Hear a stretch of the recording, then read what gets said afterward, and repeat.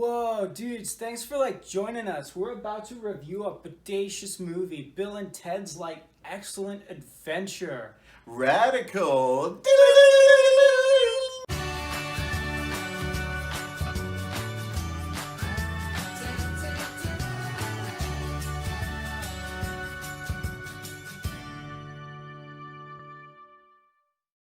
Hello, welcome to the Damian and Devlin show, and today we're reviewing Bill and Ted's Excellent Adventure, a 1989 comedy directed by Stephen Herrick and starring Keanu Reeves, Alex Winter, and George Carlin.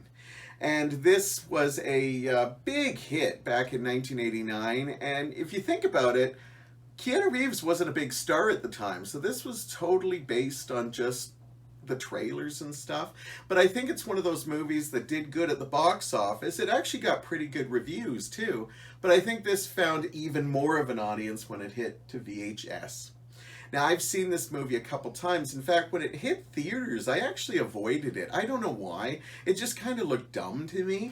But when I saw it a couple years later, people kept saying, you're going to like it. I actually did like it.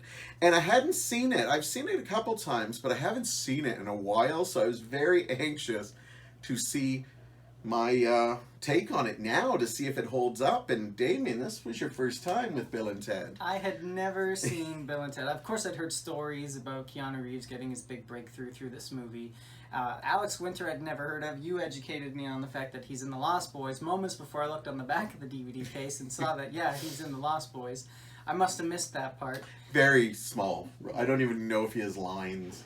And so I've heard about this movie. I was born in 91, and so this movie predates me by 2 years. And my mom was a fan of the movie. Pretty much anybody that's your age, because you are older than me.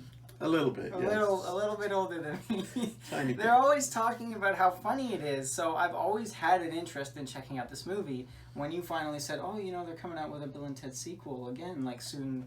Around this time, and I was like, okay, well, yeah, we can check it out, and here we are. My thoughts to come, though.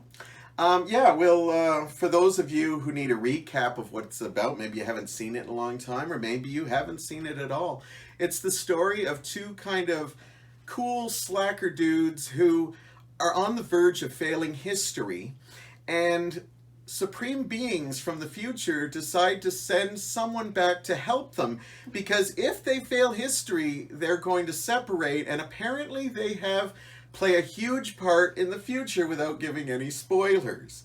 And with that, they basically get a great history lesson all through time. Let me start by saying that whenever we deal with time travel, it is so precarious, and I believe we actually have reviewed movies in the past. One we haven't yet, but I want to, Time Cop.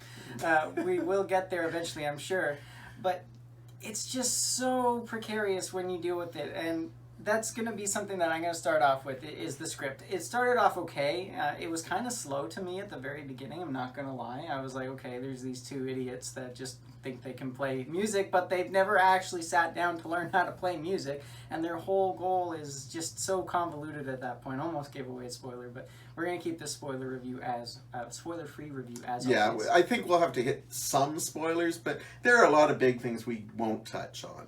So, moving on from there, knowing that there's time travel involved, already I'm skeptical. I didn't really find them endearing at the very beginning. For the first 20 minutes, you're basically establishing the storyline and figuring out how we're going to get past this whole failing history thing. That's when time travel starts to get involved, and it starts to kind of go downhill for me. My biggest drawback is that we don't spend enough time in the time periods that we go to.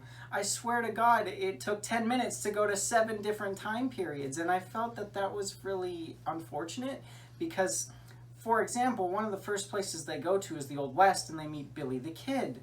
And I was looking at the set pieces and the design, and I was like, okay, cool, we're going to spend a little bit of time here. Nope, we're gone to the next area. We go to medieval England at some point. There's a whole castle that's being explored with the stereotypical knight armor that's being used. And I'm thinking, wow, the set design is really good here. And then, nope, we're gone. So I found that really distracted me and detracted from the overall experience. I felt a little bit more tender love and care could have been used in the time traveling aspects. Not to mention near the end, they kind of just start using it as an excuse for convenient things to happen. And I felt that that was kind of I felt like my intelligence was being a little attacked. Because, oh, hey, we can't explain how this has happened or figure out a clever way that Bill and Ted can do it themselves. Time travel. That's our go-to escape. And I felt that was really lazy writing. So, for me, the script is hit and miss. There's a lot of good potential here, in my opinion, for the script.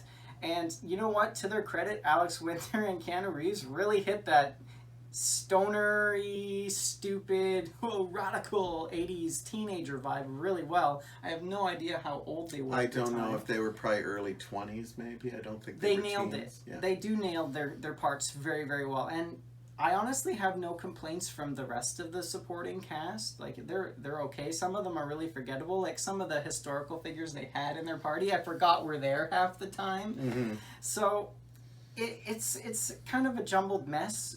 Some of the jokes hit, some of them don't, but I'll let you go into what you kind of I'll play off some of the stuff you said right there.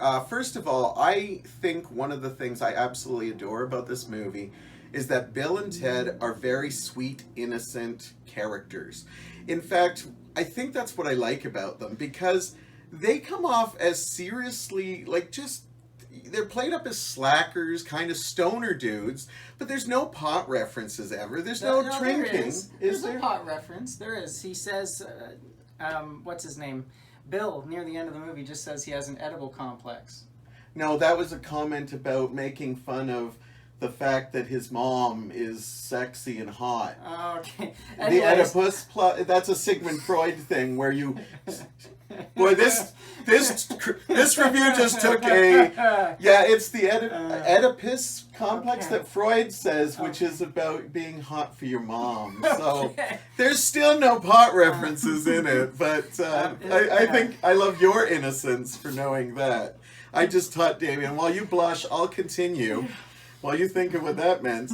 But what I loved about it is they're not cynical teens. They're very optimistic and positive, and it's very sweet and contagious, and I really like that, because now a lot of times when they do like teen movies, there's always sarcasm and skepticism, and that makes it more real, yes, but I do love the sweetness of Bill and Ted. And when you said, yeah, time travel's always a mess, my biggest problem is near the end where everything's just answered with time travel, and they never really show you exactly how it happens. But what I will say is the shortness, you got to remember this is made for probably teens who don't have attention spans.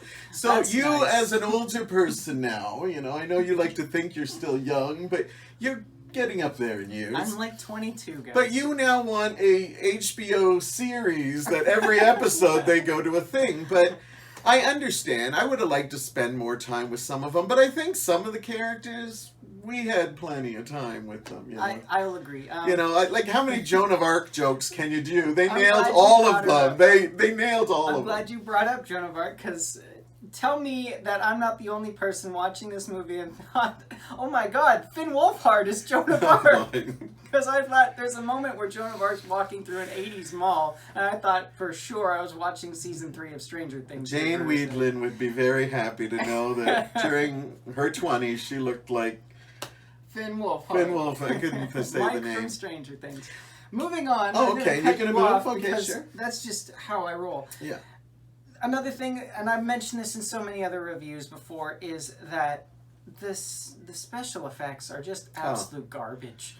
The lightning, that whole 80s like lightning, electronic kind of thing, and as I'm explaining this, I'm sure you understand exactly what I'm talking about. It's just bad. And you made a comment, and it made me laugh. You said it wasn't even standard for the time. That's how bad it was. Yeah, I recall watching it thinking, that's pretty lame. But in its defense, it's a comedy. You can get away with that in a comedy. no, It's not no, a serious no. time travel. But I think it hurt it that Back to the Future, what does have really good effects Yeah. compared to this. Allegedly. Anyhow, this came a couple of years after, so but I let that go. Yeah, of course, because you're biased. Anything from the 80s, you gotta give it a pass. Oh, it's okay, it's from the 80s. No, that's what not I true. will give with regards to special effects, I've already kind of touched on it. The set pieces and the costume design from the respective time periods, bang on. They looked really good for the short amount of time that we got to see them. Soundtrack, however, I know there was a score in there somewhere, but it was just so Yeah. Rain Man-y that I didn't pay attention to it, and I saw you twitch in the corner of my eye there, but there's nothing to say about I the admit it. There are a couple of moments where the score actually sounds really good, but they don't use it to anything. I remember they did kind of the good, the bad, the ugly when they get to the Old West, and there's a gorgeous one when they're in the Old England, but you don't really get to hear it because, well, they're trying to tell jokes and stuff and just playing something, but there is a really good score in there somewhere. But you can't hear it, so I unfortunately I can't rate it very high in that case because I couldn't hear it, and when I did, it was okay.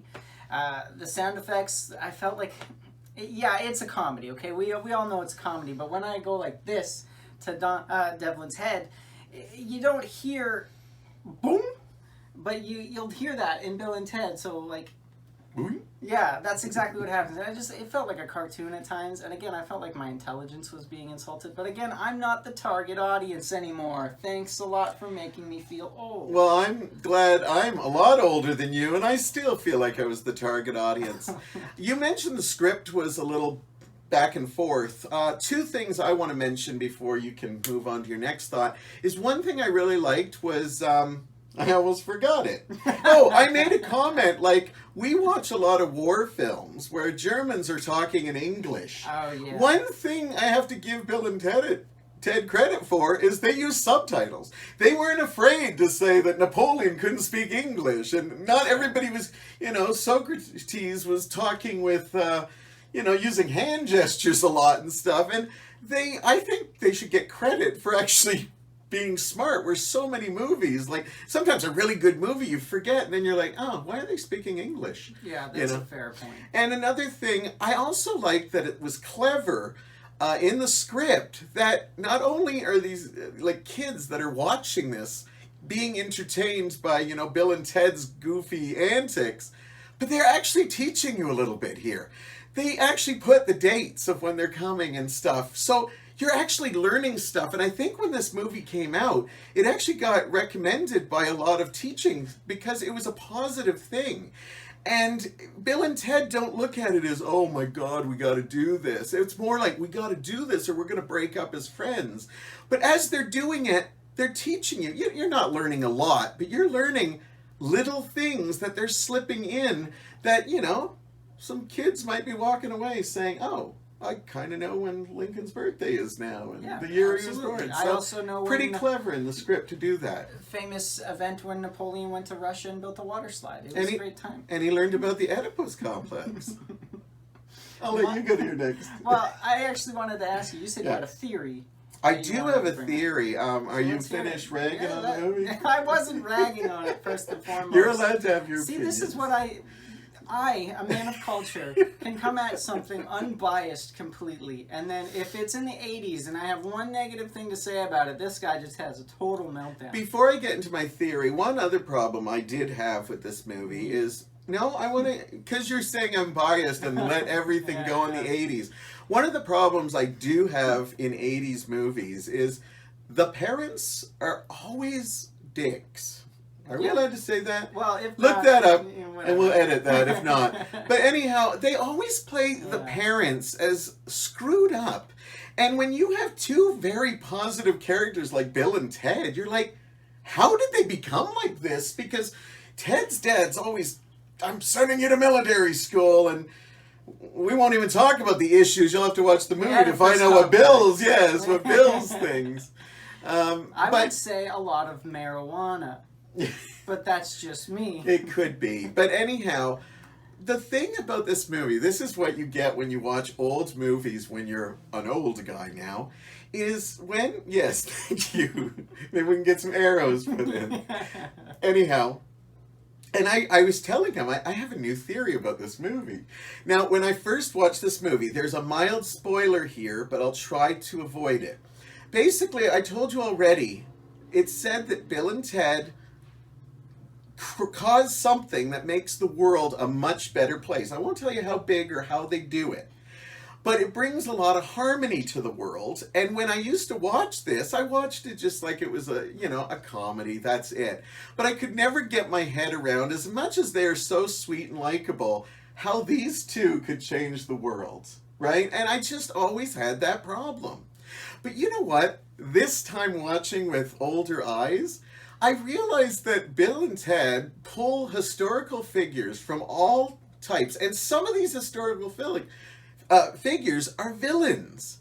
Yet, because of their sweetness or their fact that they're not horrible to them or not sarcastic to them. Like if they made this now, there'd be sarcasm, cynicism. My gosh, you don't know that. We don't know that, but show me a movie that has that. I'll make one. But anyhow, they basically are so sweet to these people that they actually bring harmony to the group. And I thought if they can do that with the group that they've put together, yeah, I think they could make changes in the future. That's my theory, is that they have such a contagious kindness to them that, like, even when they're kidnapping them blatantly, the next time you see them, they're like, oh, we're having a good time, and, and they don't care because they're having a good...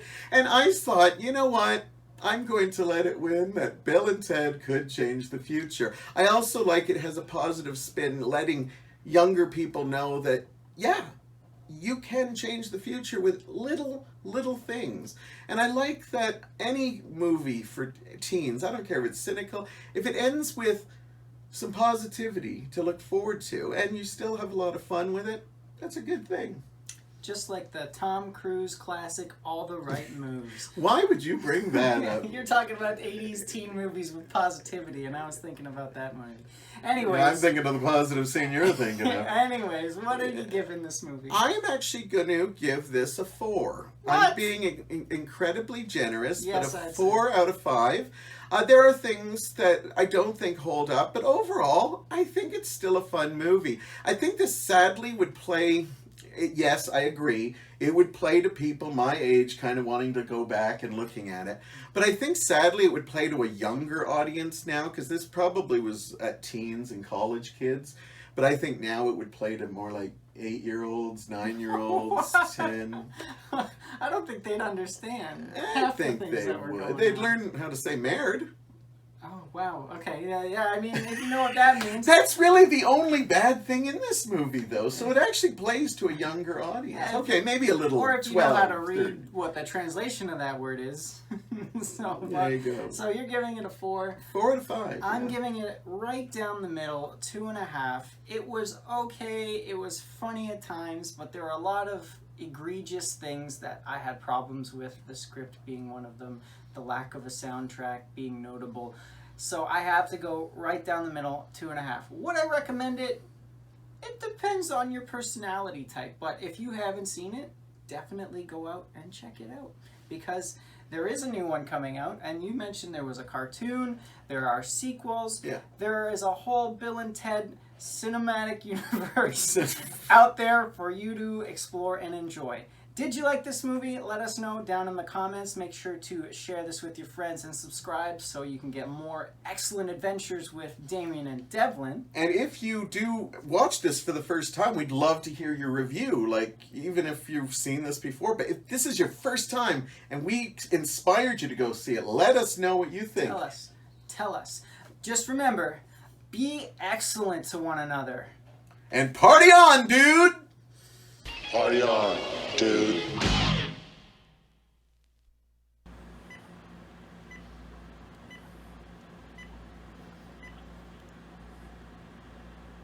They weren't in the movie.